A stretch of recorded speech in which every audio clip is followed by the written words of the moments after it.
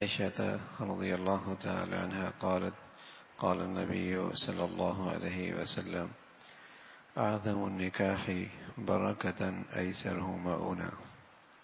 عن عائشة رضي الله تعالى عنها قالت قال النبي صلى الله عليه وسلم أعظم النكاح بركة أيسره مؤونة.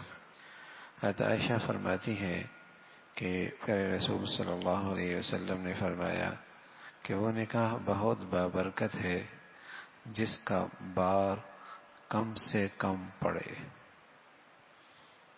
پیارے رسول صلی اللہ علیہ وسلم نے فرمایا وہ نکاح بہت بابرکت ہے جس کا بار بوجھ کم سے کم پڑے۔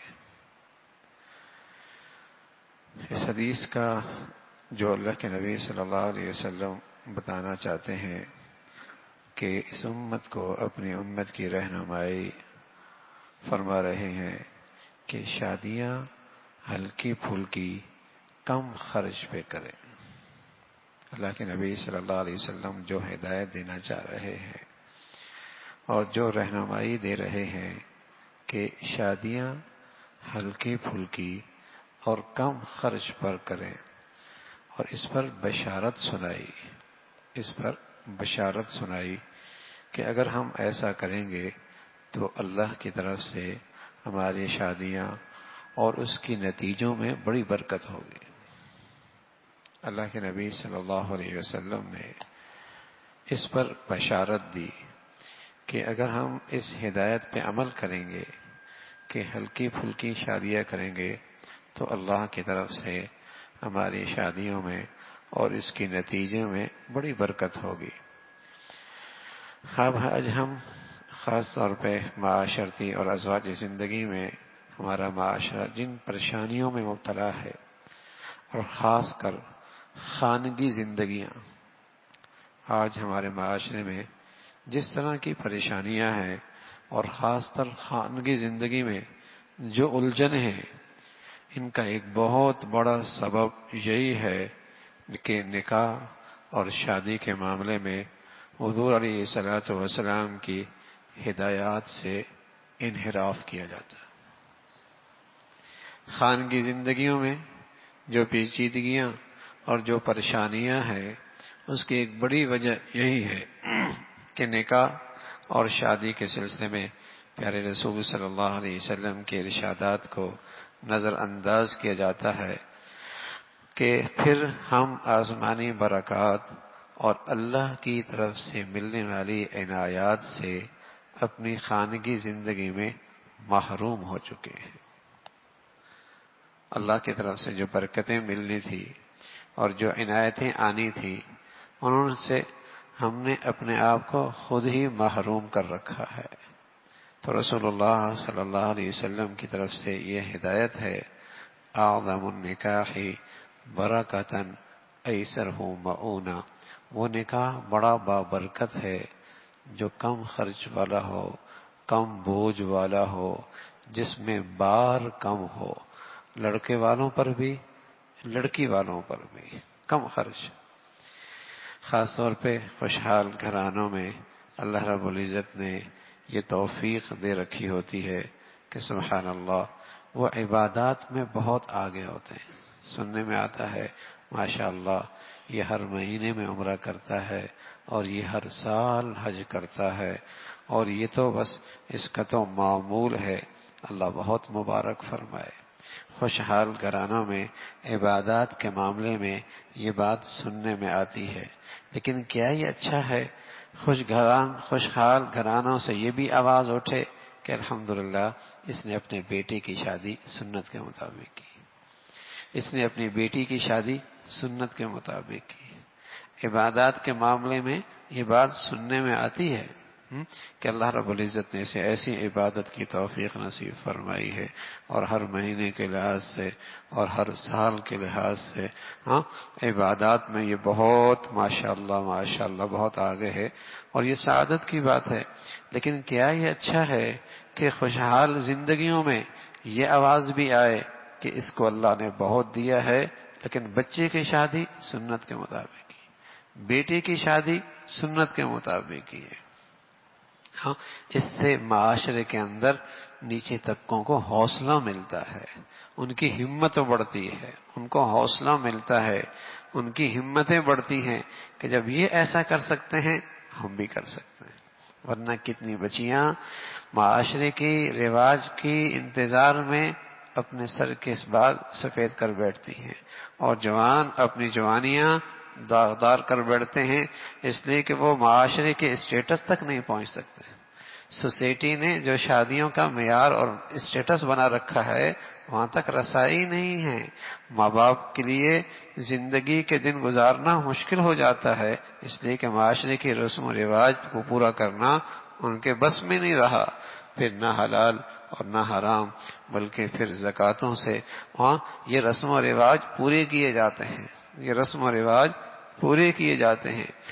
تو رسول اللہ صلی اللہ علیہ وسلم نے اس بات کو پسند فرمایا ہے کہ شادیوں کم خرچ والی، ہلکی پھلکی ہوں، ہلکی، صرف ایک تقریب رکھی ہے، ایک تو نکاح ہے، اس کو اللہ کے نبی صلی اللہ علیہ وسلم نے پسند فرمایا وہ مسجد کے اندر ہو، اور دوسری تقریب اللہ کے نبی نے جس کی اجازت دی ہے وہ ولیمے کی ہے، لیکن ولیمے کے اندر بھی فرمایا وہ بدترین ولیمہ ہے، فرمایا وہ بدترین ولیمہ ہے۔ کیا فرمایا؟ بدترین ولیمہ ہے وہ جس میں پیٹ بھروں کو بلایا جائے اور بھوکوں کو نظر انداز کیا جائے۔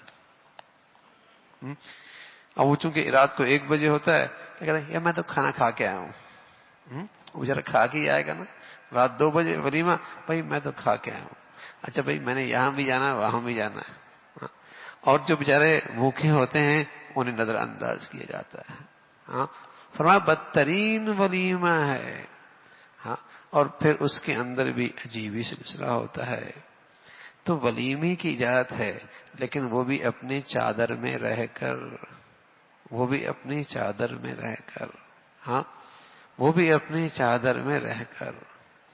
تو ایک تقریب ولیمے کی ہے اور یہ خرچہ لڑکے پر، اور ایک لڑکے پہ خرچہ اور ہے، وہ کیا ہے؟ اپنی استطاعت کے مطابق بچے کے لیے مہر مقرر کرے، بس بچے کے لیے مہر مقرر کیا جاتا ہے۔ یہاں بھی عجیب ہی سلسلہ ہے، مہر مقرر کر رہے ہوتے ہیں 5,000 روپے، اور شادی پہ خرچ ہو رہا ہوتا ہے 1 کروڑ روپیہ۔ ہاں، شادی پہ خرچ ہو رہا تھا 2 کروڑ روپے، مہر مقرر کیا جا رہا ہوتا ہے 10,000 روپے۔ ارے جو بچی کا حق ہے اس میں تو اتنا بخل ہو رہا ہے، بخل نہیں، رواج چل رہا ہے، یہ ان کے خاندان میں رسم یہی چل رہی ہے، اور جو صرف نام و نمود اور نمائش کے لیے وہاں کروڑوں خرچ ہو رہے ہیں۔ ہاں، حسب استعداد اپنی اس بچی کو حق دو، جو تمہارے پاس خوشحالی اللہ نے کام آئے گا، اس بچی کے، اس کی بچی کی زندگی کی ضروریات میں کام آئیں گے، تو وہ تو اس کا حق ہے، وہ تو مناسب انداز میں اسے دینا چاہیے۔ لیکن یہ جو دکھلاوا اور نام و نمود کے لیے تقریبات ہیں، اس سے معاشرے میں بڑی غلط روایات پڑ رہی ہے، بڑی غلط روایات۔ تو رسول اللہ صلی اللہ علیہ وسلم نے اس بات کو فرمایا کہ تم اپنی شادیوں میں اللہ کی طرف سے برکتیں چاہتے ہو، عنایتیں چاہتے ہو اور مبارک نتائج چاہتے ہو، تو پھر اس کا راستہ ہے کہ اپنی شادیاں ہلکی پھلکی کرو، کم خرچ والی شادیاں کرو، اس سے تمہیں اللہ کی طرف سے عنایتیں ملیں گی اور برکتیں ملیں گی، اور خانگی زندگی کے نتائج بہت شاندار ہوں گے۔ خود رسول اللہ صلی اللہ علیہ وسلم نے اپنے عمل سے اور حضرات صحابہ نے اپنے اللہ کے نبی کی صحبت اور تربیت کی برکت سے اس کا شاندار مظاہرہ کیا۔ ایسا نہیں کہ ان کے پاس خوشحالی نہیں تھی، عبد الرحمن بن عوف بڑے خوشحال تھے۔ یمن سے سردیوں کے موسم میں جب آپ کا سامان آتا تو قطاروں اونٹ، اتنے لمبی قطار ہوتی کہ حد نظر تک، اور شام سے جب گرمیوں میں سامان آتا تو حد نظر تک آپ کا سامان اونٹوں پہ نظر آتا تھا۔ لیکن سبحان اللہ، جب شادی ہوئی تو مدینہ کتنا بڑا تھا، جتنا آج مسجد نبوی اور اس کے باہر لگی ہوئی چھتریوں کا صحن، یہ سارا مدینہ کی بستی تھی۔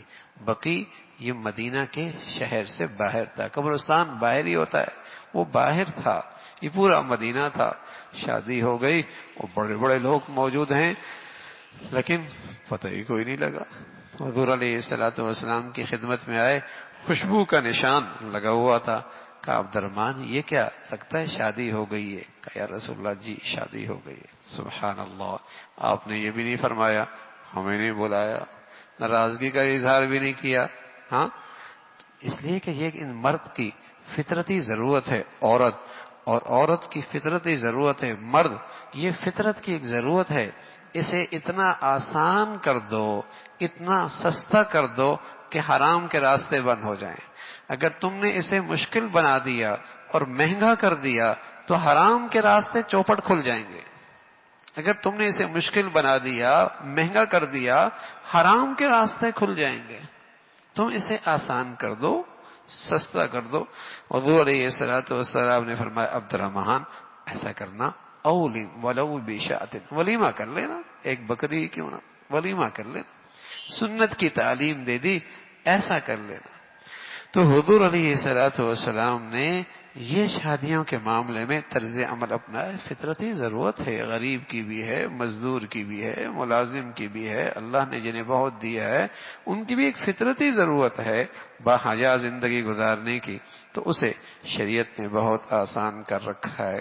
بس اوقات کہتے ہیں لوگ دین بڑا مشکل ہے، دین بڑا مشکل۔ ارے بھائی دین تو کتنا آسان ہے، لیکن کیا کریں، جن رسم و رواج میں ہم گھرے ہوتے ہیں وہاں مشکل آسان ہو جاتی ہے اور آسان مشکل ہو جاتی ہے۔ دین بڑا مشکل ہے، ہاں بڑی مشکل باتیں ہیں۔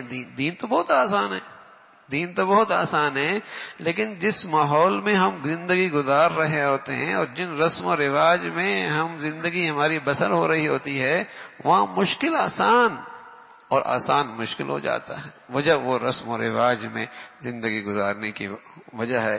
اللہ رب العزت بھائی ہم سب کے لیے سنت پہ عمل کرنا زندگی کے ہر شعبے میں آسان فرما دے۔